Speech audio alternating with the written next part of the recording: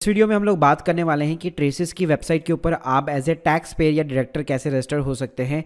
इसके पहले भी हमारे टैक्स एक्सपर्ट अंकुश ने टीडीएस रिटर्न फाइलिंग के ऊपर स्टेप बाय स्टेप वीडियो बना रखा है। अगर आप लोगों ने चेकआउट नहीं किया तो लिंक आपको डिस्क्रिप्शन बॉक्स में दे दूंगा। तो अगेन यहाँ पे मैं अंकुश को इन्वाइट करना चाहूँगा जो आपको टीडीएस की जो पूरी वेबसाइट होती है उससे आपको इंट्रोड्यूस कराएंगे कि कैसे एज ए न्यू रजिस्टर आप यहाँ पे रजिस्टर हो सकते हैं। Hi guys, welcome to my online CA. My name is Ankush. आज हम लोग जो बात करेंगे वो बात करेंगे how to register on the TRACES website. कैसे आप ट्रेसिस की वेबसाइट पर रजिस्टर कर सकते हैं। जी हाँ, आपने अपनी टीडीएस की रिटर्न तो ऑलरेडी फाइल कर दी है। अब उसके बाद फॉर्म 16 भी इशू करना है, फॉर्म 16A भी इशू करना है।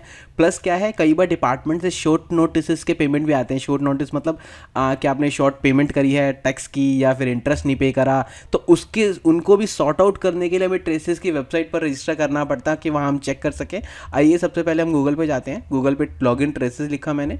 लॉगिन ट्रेसिस के बाद ये मेरे को एक वेबसाइट पर लेके गया। मैंने अपनी ना सारी इन्फॉर्मेशन एक नोटपैड में गैदर कर ली है।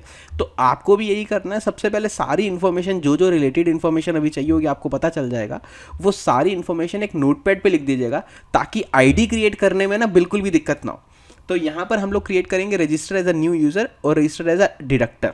एज अ डिडक्टर हम लोग रजिस्टर कर रहे हैं। ध्यान रखिए यहाँ एम्प्लॉई की बात नहीं हो रही, एम्प्लॉयर की बात हो रही है। मतलब जो एम्प्लॉयर ने टैक्स काटा है या फिर प्रोफेशनल का, कॉन्ट्रैक्टर का, किसी का जिसने टैक्स काटा है डिडक्टर ने, वो आईडी क्रिएट कर रहा है ताकि वो फॉर्म 16 या 16A इशू कर पाए।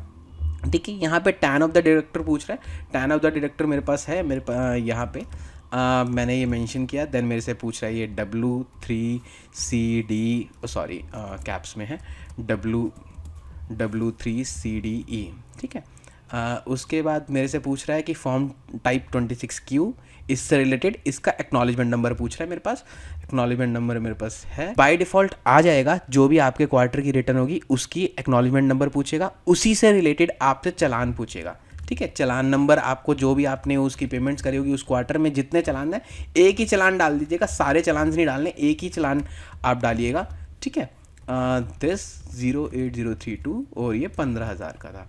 उसके बाद क्या है, आपने जो अपनी टीडीएस की रिटर्न में जो एंट्रीज दी हैं वो एंट्रीज आपको यहाँ मेंशन करनी है। ध्यान रखिएगा, मेरे केस में क्या था, एक ही पार्टी का 2 बार 3 बार था, क्योंकि अक्टूबर में भी काटा, नवंबर में भी काटा, तो मेरे को यहाँ पे सिर्फ एक ही एंट्री करनी है। बट अगर आपकी अलग अलग पार्टीज हैं तो आपको अलग अलग पैन उनके अमाउंट मेंशन। मैं प्रोसीड करूँगा। यहाँ पर प्रोसीड करने के बाद ये मेरे को ऐसे पूछेगा, हाँ जी एक ही लेस देन 3 पैन है। मैंने कहा हाँ जी लेस देन ही है।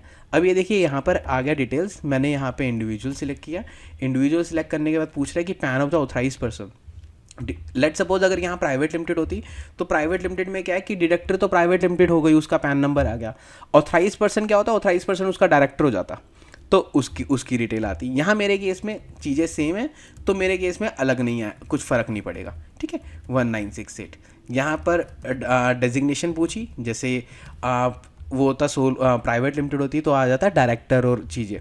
ठीक है, आर यू एन एम्प्लॉय, नहीं एम्प्लॉय नहीं हम। ठीक है, कम्युनिकेशन एड्रेस आया था, यहाँ पर सेम मैंने लिख दिया। उसके बाद से वो कर दिया। उसके बाद ईमेल आईडी और पासवर्ड, ईमेल आईडी और फ़ोन नंबर पूछ रहा है जिस पर लॉगिन आईडी मतलब पासवर्ड भेजा जाएगा, लिंक भेजा जाएगा रजिस्टर करने का। ठीक है, तो यहाँ पर मैंने यहाँ पर ईमेल आईडी डाल दी। यहाँ पे मैं कॉन्टैक्ट नंबर भी डाल देता हूँ। मैंने इसको नेक्स्ट कर दिया। नेक्स्ट करने के बाद मेरे से पूछ रहा है एक आईडी, आप आईडी डालिए। आईडी डालने के बाद ये मैंने चेक कर रखी है, आप उसकी अवेलेबिलिटी चेक कीजिए। यस, अवेलेबल हो गया। ठीक है, पासवर्ड इसको ध्यान से करना है क्योंकि ये वही पॉइंट है कि आप जैसे यहाँ लिखे देखेंगे कि मिनिमम 8 लेंथ है, मैक्सिमम जो है A to Z होना चाहिए। ठीक है, क्रिएट अकाउंट मैं करूँगा। देन क्रिएट अकाउंट करने के बाद मेरे पास यहाँ पर ये पूरी डिटेल्स चेक करवाएंगे कि डिडक्टर है, हाँ जी ये टैन नंबर ये हो गया, इंडिविजुअल हो गया, आपका एड्रेस हो गया, देन फ़ोन नंबर और यूज़र आईडी इसने मेरे से पूछी। देन मैं इसको कंफर्म कर दूंगा। कंफर्म करने के बाद ये इसने क्या कहते हैं लिंक भेज दिया ईमेल पर और मोबाइल नंबर पर। अब ये लिंक भेज देगा। अब इसको मेरे को क्लिक करना है और मेरी आईडी क्रिएट हो गई।